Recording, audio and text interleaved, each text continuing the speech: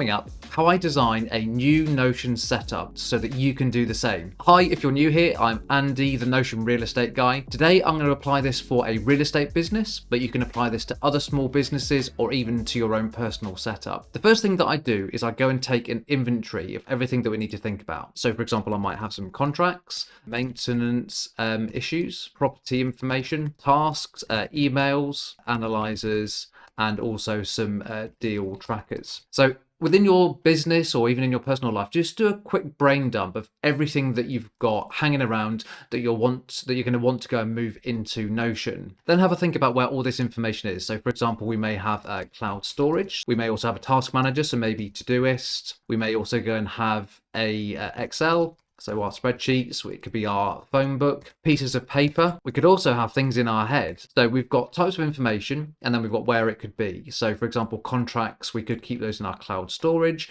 Our tasks, maybe in Todoist.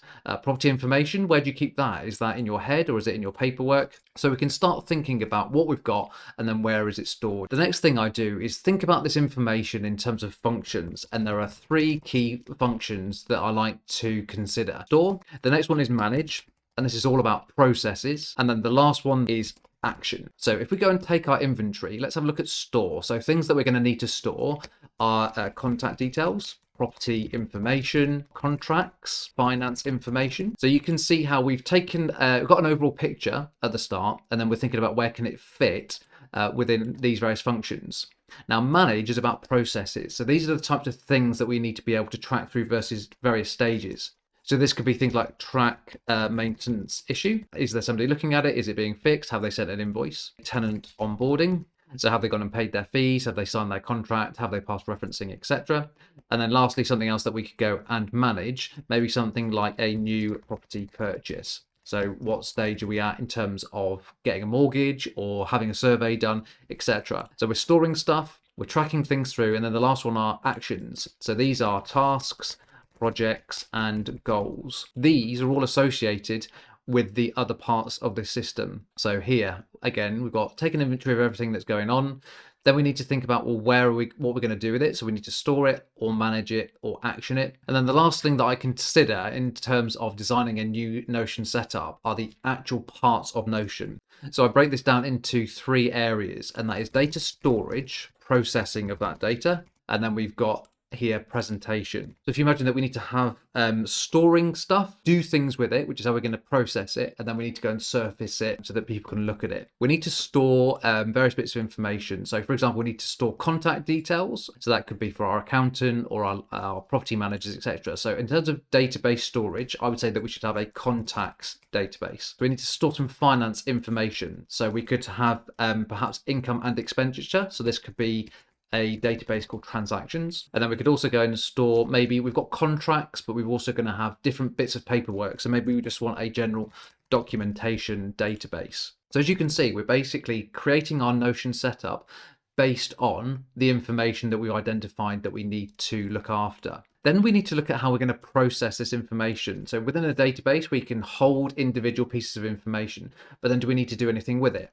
So for example, we may need to do things with the data in the database. So for our contacts example, let's say that every month we wanted to follow up with an estate agent. In terms of processing, we could then create a reminder to contact our estate agents. So that could be on a regular basis. It just automatically calculates a new date based on a month, and that then goes and reminds us. We could also set up a way of reminding us of overdue tasks. So again, this may be a warning that appears in the database when a task is past the due date. So it could be overdue tasks. So we've thought about the information that we need to store. We've then gone and looked in a database, how are we going to go and process it and the ways that we want to go and process that data. And then the last thing that we want to look at is how are we going to go and present it. And this is where we come into the typical Notion areas.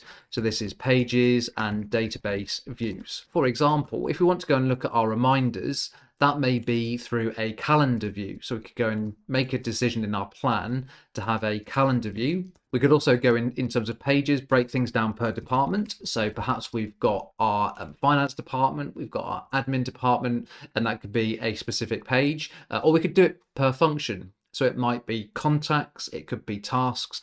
And then lastly, with database views, we could also do things like maybe have a Kanban board.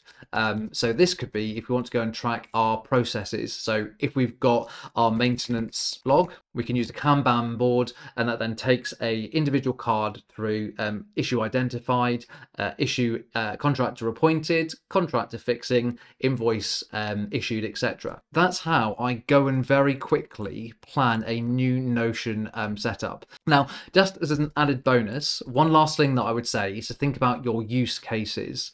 So when you sit down at your Notion workspace, what do you want to be able to actually do? So you want to be able to know which tasks are currently out of date. You want to be able to go and know the progress of certain maintenance issues.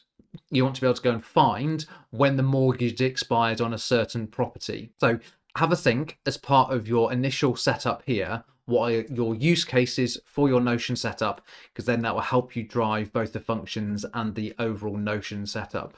If you'd enjoyed the video, please do go and hit the like and subscribe button. I'd really appreciate it. And if you need any further assistance, then do go and let me know of any questions in the comments below. But other than that, good luck with your new Notion workspace, and I look forward to seeing you in the next video.